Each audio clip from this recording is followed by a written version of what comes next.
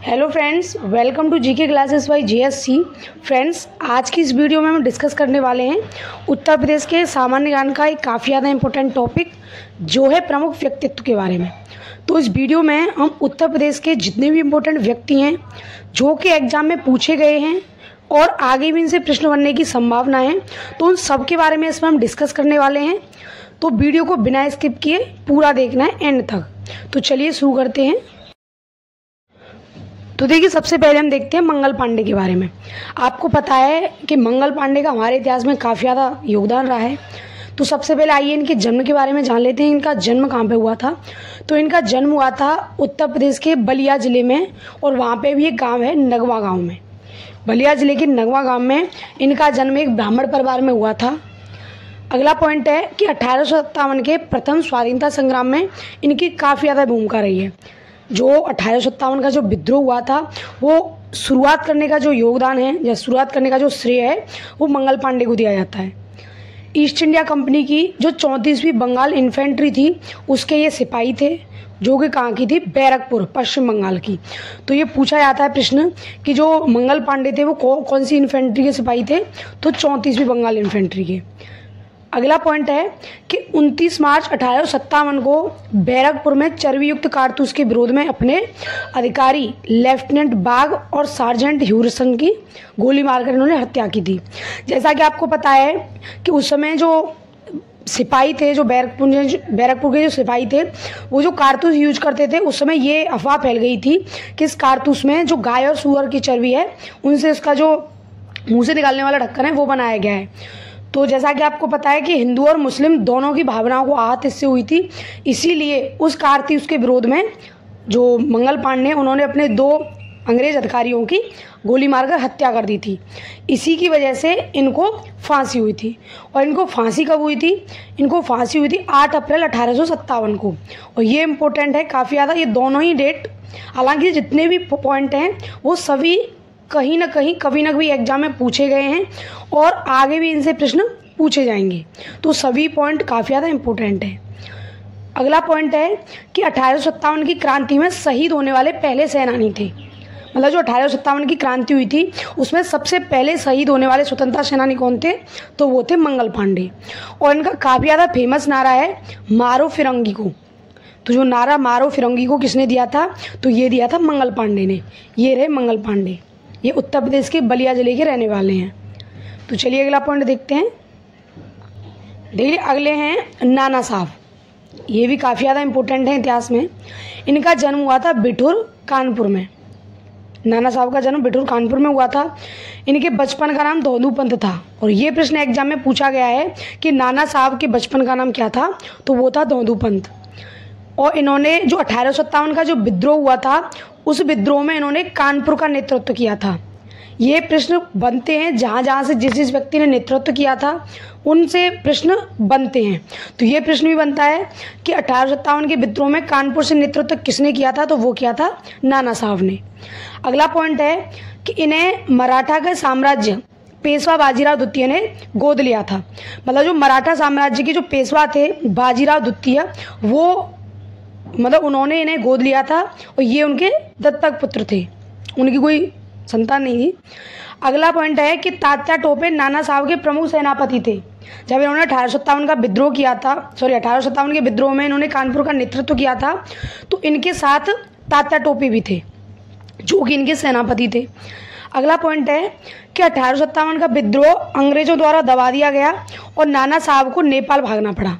जब 1857 का विद्रोह कानपुर में इन्होंने किया तो अंग्रेजों ने उस विद्रोह को दबा दिया। तो अंग्रेजों के डर की वजह से इनको कहाँ पे भागना पड़ा?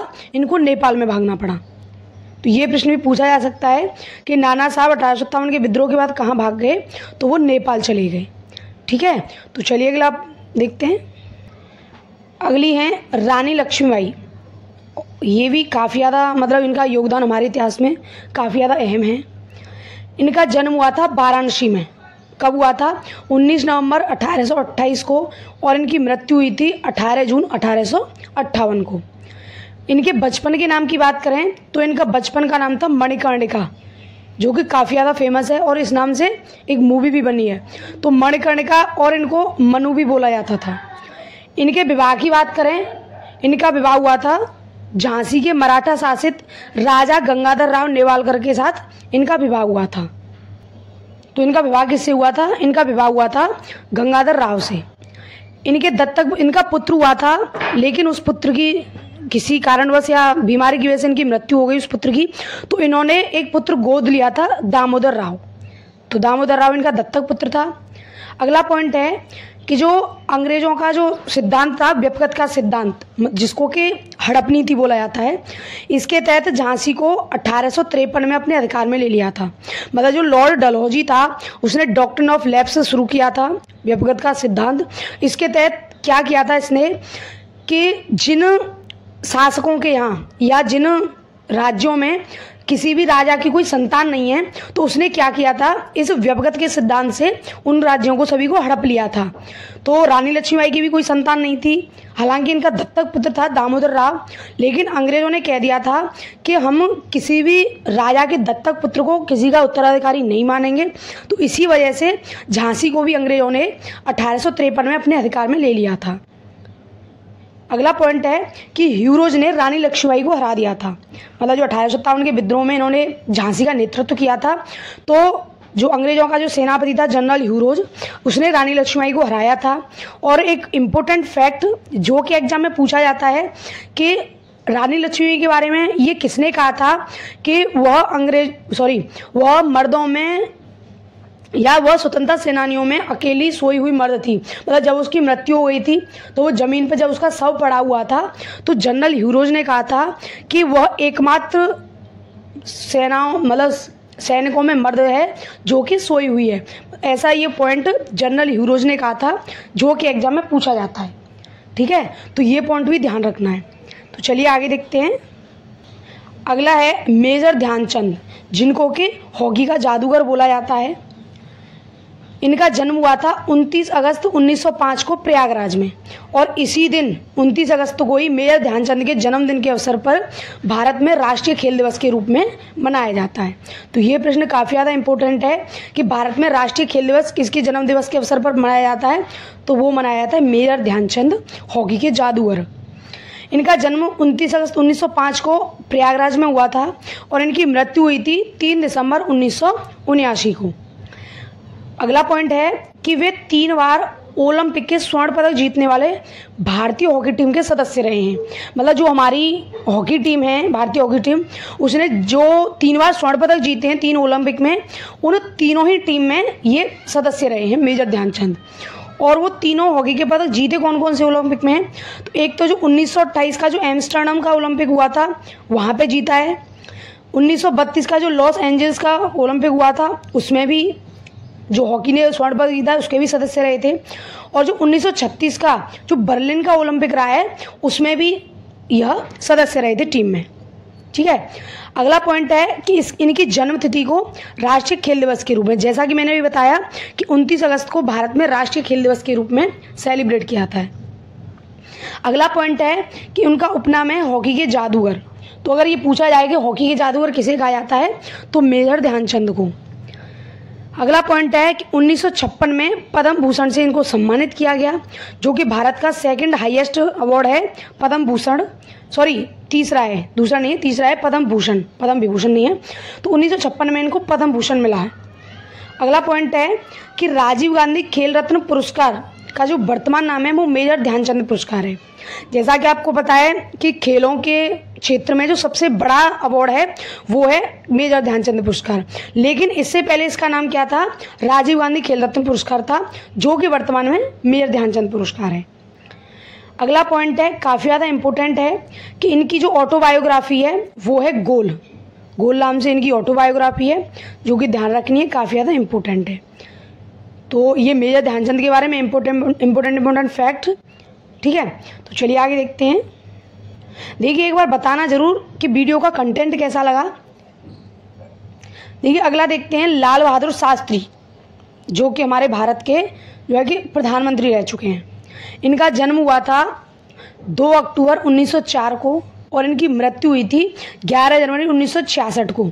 और इनका जन्म कहाँ पे हुआ था, इनका जन्म हुआ था उत्तर प्रदेश के मुगल सराय में, जो कि वाराणसी में पड़ता है।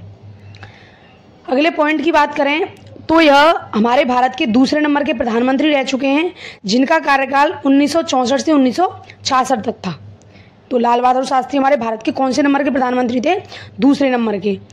और यह भारत के गृह मंत्री भी रह चुके हैं 1961 से 1963 तक। मतलब भारत के प्रधानमंत्री बनने से पहले यह भारत के गृह मंत्री थे। बात करें शास्त्री जी की हरित क्रांति में क्या योगदान दिया है, तो जैसा कि आपको पता है हरित क्रांति 1960 से 1970 के दशक में आई थी। तो उस समय जो 1965 में जो हरित क्रांति का जो मतलब दौर चल रहा था भारत में, उस समय प्रधानमंत्री लाल बहादुर शास्त्री थे। तो इन्होंने हरित क्रांति को भी बढ़ावा दिया है। और हरित क्रांति के समय इन्होंने प्रमुख नारा दिया था जो कि एग्जाम में पूछा गया है, वो है जय जवान जय किसान। ये पूछा गया है कि जय जवान जय किसान किसका नारा था, तो ये नारा था लाल बहादुर शास्त्री का। अगला पॉइंट है कि इन्होंने भारत पाकिस्तान युद्ध जो कि 1965 में हुआ था, उसका भी नेतृत्व इन्होंने ही किया था। जो भारत पाकिस्तान युद्ध हुआ था 1965 में, उस समय भारत के प्रधानमंत्री कौन थे? लाल बहादुर शास्त्री थे। अगला इंपॉर्टेंट फैक्ट कि 10 जनवरी 1966 को ताशकंद समझौता किया। मतलब जब 1965 में भारत पाकिस्तान युद्ध हुआ तो उस युद्ध के लिए एक समझौता हुआ। युद्ध के बाद जो कि हुआ था 10 जनवरी 1966 को ताशकंद में हुआ था। ताशकंद उज्बेकिस्तान में यह समझौता हुआ था। और वहीं पे ऐसा माना जाता है, माना किया जाता है यही है कि 1966 में जब यह ताशकंद समझौते के लिए गए थे तो वहीं पे किसी कारणवश इनकी मृत्यु हो गई थी। तो ऐसे प्रधानमंत्री जिनकी मृत्यु भारत के बाहर हुई है वो है लाल बहादुर शास्त्री। कहाँ पे हुई है? ताशकंद उज्बेकिस्तान में। अगला पॉइंट है कि पुरस्कार इनको कौन सा मिला है? भारत रत्न, जो कि भारत का सर्वोच्च सम्मान है। इनको 1966 में मरणोपरांत दिया गया। 1966 में इनकी मृत्यु हुई और 1966 में इनको भारत रत्न से नवाजा गया था। ठीक है, तो चलिए अगला पॉइंट देखते हैं। अगले हैं जवाहरलाल नेहरू, जो कि हमारे भारत के पहले प्रधानमंत्री थे। तो मतलब हमारे भारत के पहले और दूसरे प्रधानमंत्री दोनों ही कहाँ से हैं? दोनों ही उत्तर प्रदेश से हैं। इनका जन्म हुआ था 14 नवंबर 1889 को। और 14 नवंबर को ही क्या मनाया जाता है? 14 नवंबर को क्या मनाया जाता है? बाल दिवस। ठीक है, क्यों? क्योंकि जो हमारे पहले प्रधानमंत्री जवाहरलाल नेहरू थे वो बच्चों से बहुत ज़्यादा प्रेम करते थे, बच्चों को बहुत प्रिय थे। इसीलिए इनके जन्म दिवस के अवसर पर ही 14 नवंबर को राष्ट्रीय बाल दिवस के रूप में सेलिब्रेट किया जाता है। तो 14 नवंबर 1889 को इनका जन्म हुआ था। इनकी मृत्यु हुई थी 27 मई 1964 में। और इनका जन्म कहाँ पे हुआ था? प्रयागराज, उत्तर प्रदेश में। बात करें इनकी तो यह भारत के पहले प्रधानमंत्री थे और अब तक सबसे ज़्यादा, देखिए 16 वर्षों तक ये भारत के प्रधानमंत्री रहे। मतलब अब तक हमारे प्रधानमंत्री के रूप में सबसे ज़्यादा जो कार्यकाल है सबसे बड़ा वो जवाहरलाल नेहरू का ही 16 वर्ष का। ठीक है, 16 वर्ष और कुछ भी महीने हैं। ठीक है, तो सबसे लंबा भारत के प्रधानमंत्री के रूप में कार्यकाल जवाहरलाल नेहरू का रहा है। अगला पॉइंट है इनकी पुस्तकों की बात करें जो कि काफ़ी ज़्यादा इंपॉर्टेंट है और अक्सर एग्जाम में पूछी जाती हैं। तो letters from a father to his daughter, ये किसकी है? ये है जवाहरलाल नेहरू की। मतलब जब यह जेल में थे तो इन्होंने अपनी बेटी के लिए, जो इंदिरा गांधी थी, उसके लिए इन्होंने जो पत्रों का जो एक तरह से खाका था या बंडल था, एक किताब के रूप में इन्होंने लिखकर अपनी बेटी के लिए लिखा था, letters from a father to his daughter. अगली बुक है इनकी एन ऑटोबायोग्राफी, ये भी जवाहरलाल नेहरू की है। द डिस्कवरी ऑफ इंडिया काफ़ी ज़्यादा फेमस और अक्सर एग्जाम में पूछी जाती है। ग्लिम्सेस ऑफ वर्ल्ड हिस्ट्री, ये भी इम्पोर्टेंट है। और अ लेटर्स फ्रॉम, अरे ये तो भैया दोबारा, ठीक है, तो ये डबल हो गया। तो letters from a father to his daughter, ये भी जवाहरलाल नेहरू की है। ठीक है, अगला पॉइंट है कि 1929 में कांग्रेस का जो अधिवेशन हुआ था उसकी अध्यक्षता किसने की थी? उसकी अध्यक्षता की थी जवाहरलाल नेहरू ने। और यह अधिवेशन कहाँ पे हुआ था? यह अधिवेशन लाहौर में हुआ था, रावी नदी के किनारे। और इसी अधिवेशन में जो जवाहरलाल नेहरू ने पूर्ण स्वराज का एक तरह से नारा दिया था। और इसी के बाद ही यह निर्धारित किया गया कि आज से या अगली साल से 26 जनवरी 1930 को पहला स्वाधीनता दिवस मनाया जाएगा। और 26 जनवरी 1930 को पहला स्वाधीनता दिवस मनाया गया। इसी वजह से हमारा देश तो 15 अगस्त को स्वतंत्र हुआ था, लेकिन इसी वजह से इसी तारीख को मद्देनजर रखते हुए ही हमारे संविधान को 26 जनवरी को ही लागू किया गया। अगला पॉइंट है कि 1986 में अंतरिम सरकार का गठन किया गया, 1986 नहीं 1946। अगला है कि संविधान सभा के स्थायी अध्यक्ष थे। संविधान सभा की पहली बैठक हुई थी 9 दिसंबर 1946 को। उस समय संविधान सभा के अस्थायी अध्यक्ष कौन से? सच्चिदानंद सिन्हा। लेकिन जो तीसरी बैठक हुई थी 11 दिसंबर 1940 को, उसमें इनको स्थायी अध्यक्ष बनाया गया और फिर पूरी संविधान सभा के मतलब जब तक संविधान बना तब तक यही उसके अध्यक्ष रहे। इनके पुरस्कारों की बात करें तो इनको 1955 में भारत का सर्वोच्च सम्मान भारत रत्न दिया गया और 1955 में ही इनको लेनिन शांति पुरस्कार दिया गया। ठीक है, तो ये दो इनके इम्पोर्टेंट पुरस्कार हैं कि जवाहरलाल नेहरू को भारत रत्न कब दिया गया? 1955 में, और 1955 में इनको लेनिन शांति पुरस्कार भी दिया गया। ठीक है, तो ये जवाहरलाल नेहरू के बारे में इम्पोर्टेंट फैक्ट जो कि एग्जाम में पूछे गए हैं और आगे भी पूछे जा ही सकते हैं। ठीक है, तो चलिए आगे देखते हैं। अगले हैं चंद्रशेखर आज़ाद। इनके जन्म की बात करें तो इनका जन्म हुआ था 23 जुलाई 1906 को और इनकी मृत्यु हुई थी 27 फरवरी 1931 को। इनका जन्म स्थान कहाँ है? इनका जन्म हुआ था मध्य प्रदेश में। ठीक है, भले ही इनका जन्म मध्य प्रदेश में हुआ था, लेकिन इनके जो पूर्वज थे वो उन्नाव, जो उत्तर प्रदेश का जो उन्नाव है, वहाँ से संबंध रखते थे, इसीलिए यह उत्तर प्रदेश के स्वतंत्रता सेनानियों में से एक कहे जाते हैं। अगले पॉइंट की बात करें तो जो भगत सिंह ने जो लाहौर में जो सैंडर्स की हत्या की थी, उसमें लाला लाजपत राय की जो मौत का बदला लिया गया था, उसमें यह भगत सिंह के साथ थे। मतलब जब साइमन कमीशन का विरोध हो रहा था 1928 में, तो उसमें लाठीचार्ज के दौरान लाला लाजपत राय जी घायल हो गए और उसी के बाद 17 नवंबर को उनकी डेथ हो गई थी। ठीक है, तो उन्हीं की मौत का बदला लेने के लिए भगत सिंह ने लाहौर में सैंडर्स की हत्या की, जो कि चंद्रशेखर आज़ाद भी उनके साथ थे। अगला पॉइंट है 1928 में हिंदुस्तान सोशलिस्ट रिपब्लिकन एसोसिएशन, जिसको कि शॉर्ट में HSRA भी बोला जाता है, इस संगठन के प्रमुख नेता थे। कौन? चंद्रशेखर आज़ाद। इनके मृत्यु स्थल की बात करें तो इनकी मृत्यु हुई थी चंद्रशेखर आज़ाद पार्क में, प्रयागराज उत्तर प्रदेश में। ठीक है, इनकी मृत्यु कहाँ हुई थी? प्रयागराज का जो अल्फ्रेड नोबल पार्क था उस समय, लेकिन वर्तमान में उसका नाम चंद्रशेखर आज़ाद पार्क है, उत्तर प्रदेश में इनकी मृत्यु हुई थी। ठीक है, तो चलिए अगले देखते हैं। अगले हैं अशफाक उल्लाह खां। इनका जन्म कहाँ पे हुआ था? इनका जन्म हुआ था 1900 में, उत्तर प्रदेश के शाहजहांपुर में इनका जन्म हुआ था।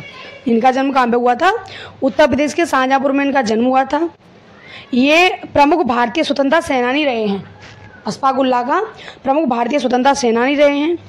अगला पॉइंट है कि जो HRA था, हिंदुस्तान रिपब्लिकन एसोसिएशन, जिसकी स्थापना 1924 में हुई थी। मतलब अभी हमने बात की थी HSRA की, जिसकी स्थापना 1928 में हुई थी, लेकिन ये है HRA, इसकी 1924 में कहाँ पे स्थापना हुई थी? कानपुर में स्थापना हुई थी। और इसके जो नेता थे, जो इसके अध्यक्ष थे, वो थे सचिंद्र सान्याल। ठीक है, ये भी ध्यान रखना है, सचिंद्र सान्याल इसके अध्यक्ष थे। तो 1905 जो HRA था उसके ये सदस्य थे प्रमुख। अगला पॉइंट है कि 1925 में जो काकोरी ट्रेन डकैती हुई थी उसके प्रमुख भागीदार थे, और जो काकोरी ट्रेन डकैती हुई थी उसमें भी ये प्रमुख थे। काकोरी कांड के बाद इनको क्या हुआ? पकड़ लिया गया और इनको फांसी दे दी गई। कहाँ पे फांसी दी गई थी इनको? फैजाबाद की जेल में दी गई थी 19 दिसंबर 1927 को। ठीक है, तो ये प्रश्न पूछा जाता है कि अशफाक उल्लाह खां को फांसी कहाँ दी गई थी? तो ये अशफाक उल्लाह खां, राजेंद्र लाहिड़ी है ना, ये इम्पोर्टेंट है, ये इनकी फांसी की जगह पूछी जाती है।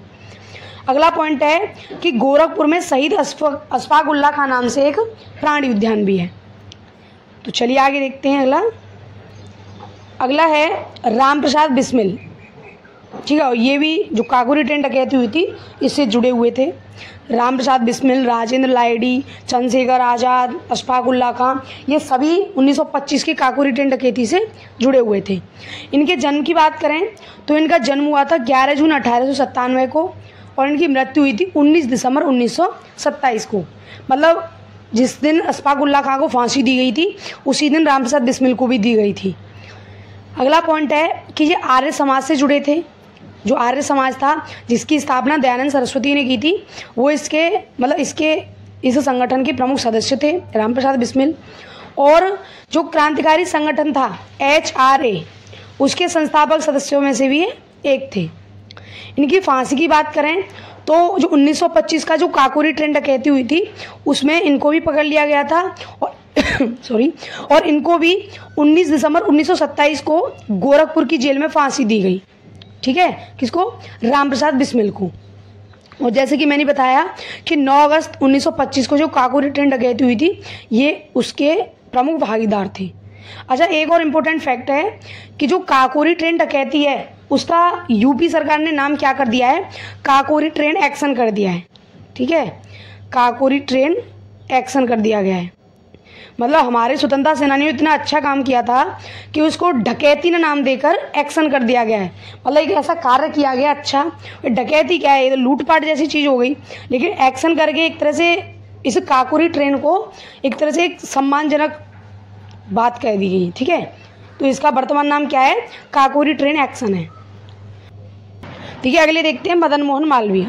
जो मदन मोहन मालवीय हैं उनका जन्म हुआ था 25 दिसंबर 1861 को और इनकी मृत्यु हुई थी 12 नवंबर 1940 को। ठीक है, तो इनका जन्म कब हुआ था? 1861 में और 1940 में इनकी मृत्यु हुई थी। अगले पॉइंट को देखें तो 1916 में वाराणसी में जो BHU था, बनारस हिंदू विश्वविद्यालय, उसकी मतलब जो स्थापना की थी उनके साथ थे, मतलब सह संस्थापक थे। तो बनारस का जो हिंदू विश्वविद्यालय है, बनारस हिंदू विश्वविद्यालय, उसके सह संस्थापक थे ये। और महात्मा गांधी ने इनको महामना की उपाधि दी। इनको पूरा नाम से क्या संबोधित किया जाता है?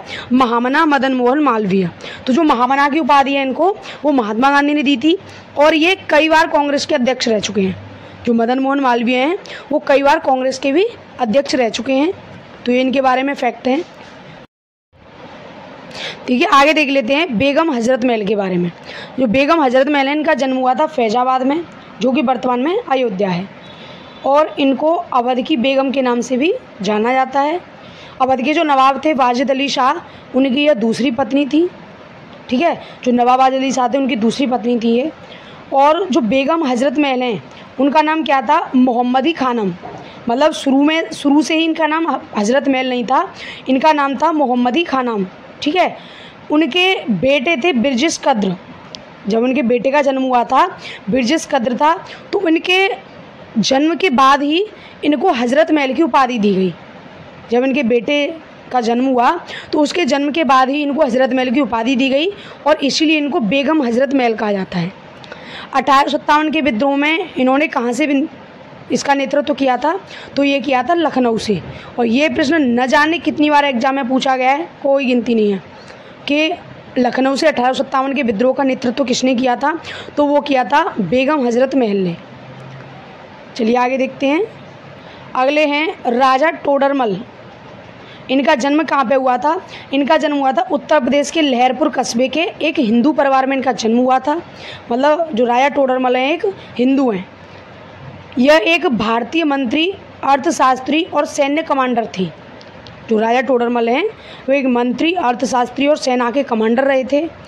और इन्होंने क्या किया था कि अकबर के शासनकाल में मुगल साम्राज्य के एक वित्त मंत्री के रूप में कार्य किया था।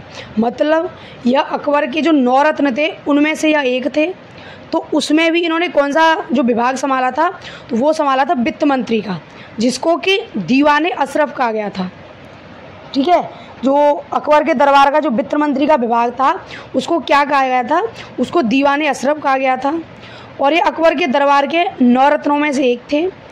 अगला पॉइंट है कि इन्होंने जब्त नाम से, और ये प्रश्न पूछा जाता है एग्जाम में, कि जब्त नाम की राजस्व प्रणाली किसने शुरू की थी?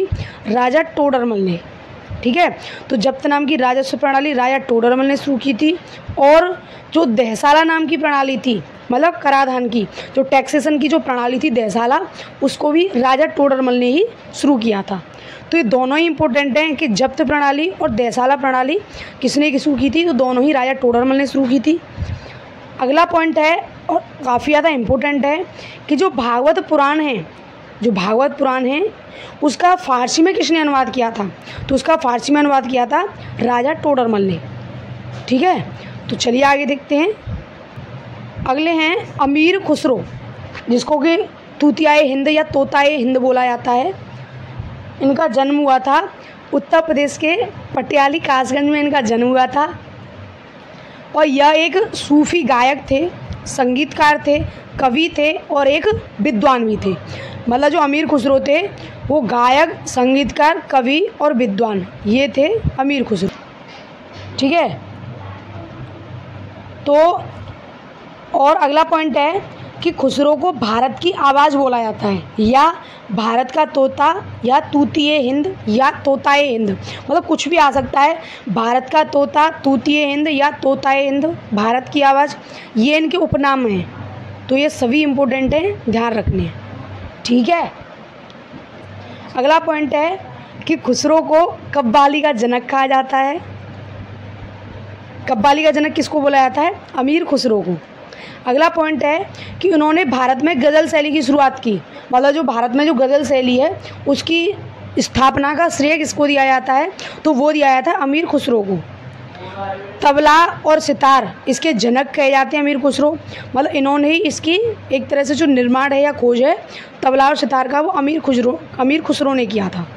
ठीक है, अगला पॉइंट है कि बलबन, अलाउद्दीन खिजली और जलालुद्दीन खिजली, इन तीनों के ही समकालीन थे अमीर खुसरो।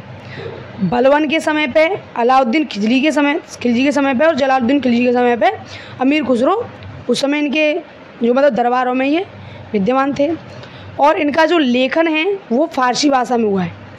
जो अमीर खुसरो का लेखन है वो फ़ारसी भाषा में हुआ है।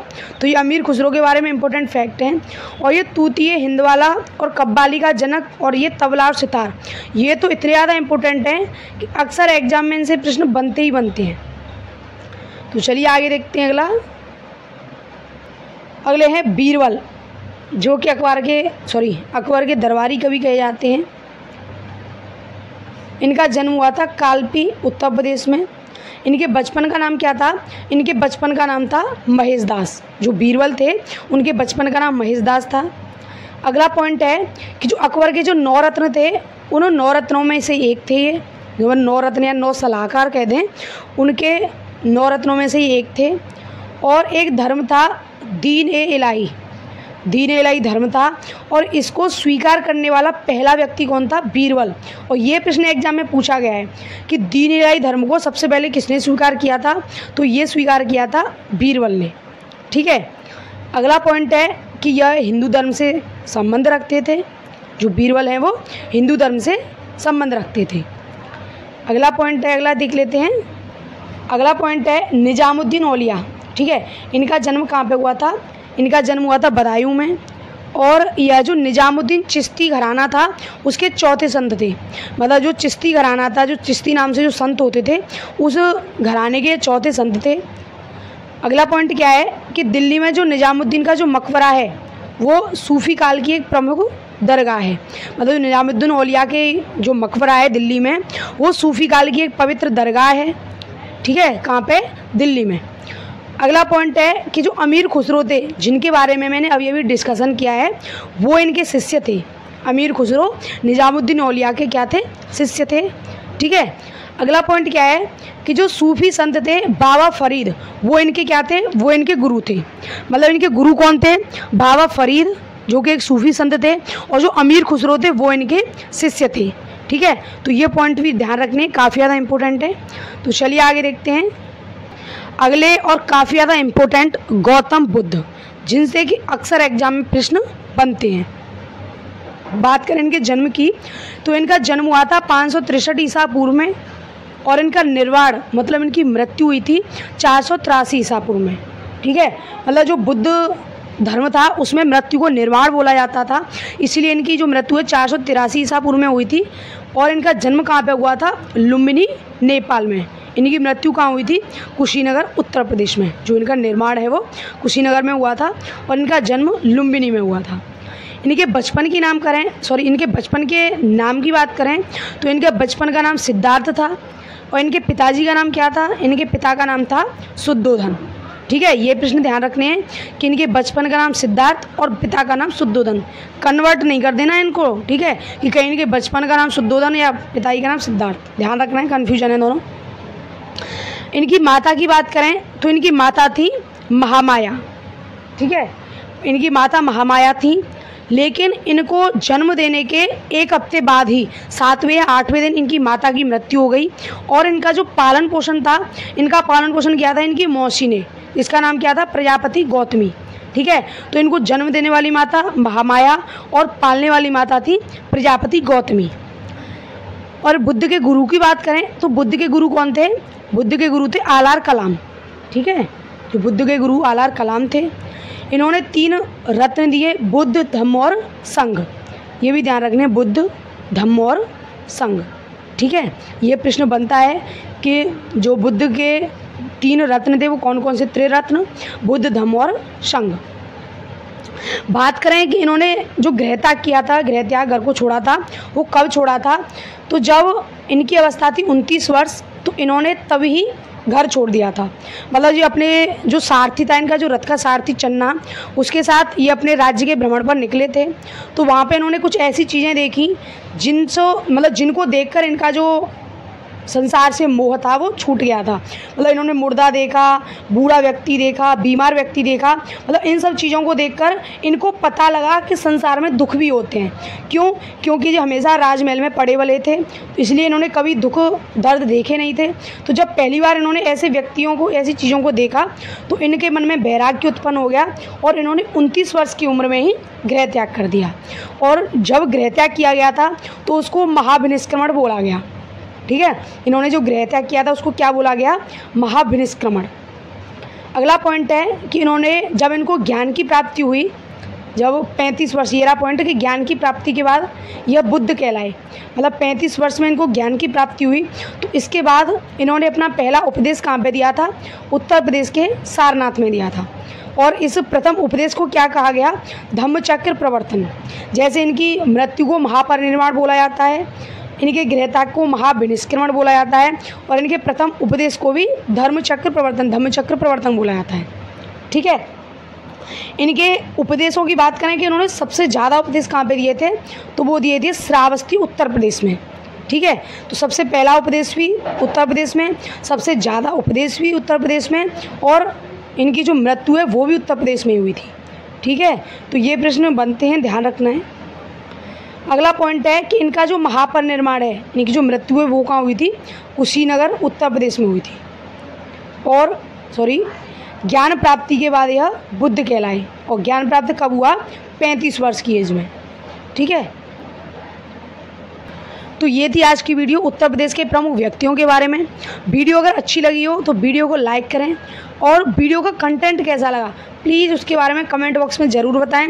अगर उसमें कुछ सुधार करने की गुंजाइश है, मेरा जो बोलने का तरीका है या कंटेंट लाने का तरीका है, उसमें अगर कोई गलती आपको नज़र आती है तो प्लीज़ कमेंट बॉक्स में फीडबैक ज़रूर दें। और अभी तक चैनल को सब्सक्राइब नहीं किया है तो प्लीज़ जाके भी चैनल को सब्सक्राइब करें। धन्यवाद।